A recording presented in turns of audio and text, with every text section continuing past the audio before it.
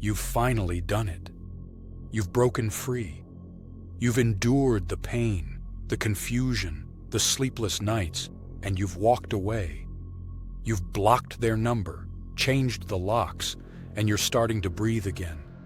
But in the back of your mind, a question lingers, a shadow that follows you into the light. Is it over?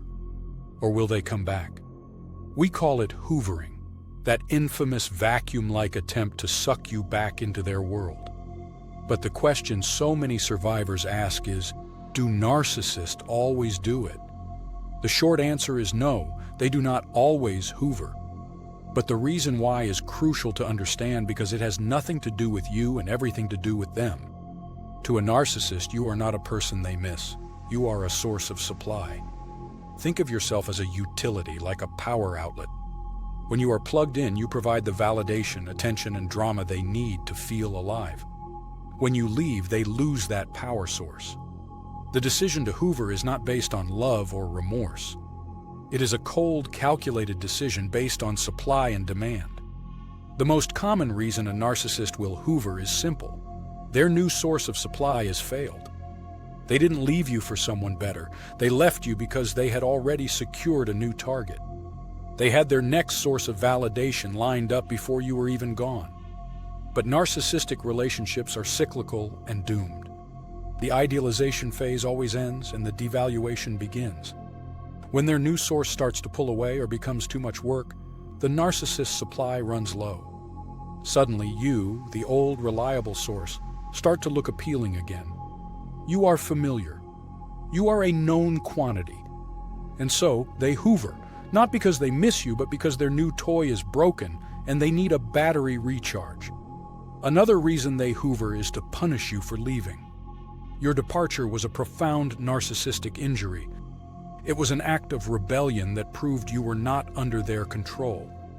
They cannot let that stand. The hoover in this case is not about getting you back.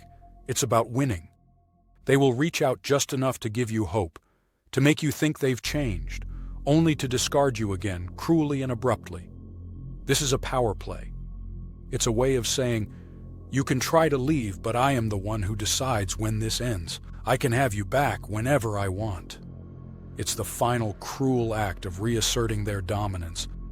But there are times when a narcissist will not hoover. This happens when you are no longer a viable source of supply. If you left and exposed them to their friends, family, or workplace, you may have damaged their public reputation. In their eyes, you are now a liability, not an asset. You are tainted. Or, if you left and completely moved on, finding genuine happiness and success, you become a painful mirror to their own inadequacy. Your new life is a constant reminder that they failed and they cannot bear that. In these cases, they will not come back. They will simply disappear and move on to a new, untainted source, leaving you to wonder why you were so easily forgotten. So, should you wait? Should you live your life in fear of the text that could undo everything? Absolutely not. The question is not if they will hoover, but what will you do when they try? The most powerful thing you can do is to live your life as if they will never return. You must see any attempt to contact you, no matter how pitiful or apologetic, not as a gesture of love, but as an attempt to plug you back into their machine. Your silence is your power.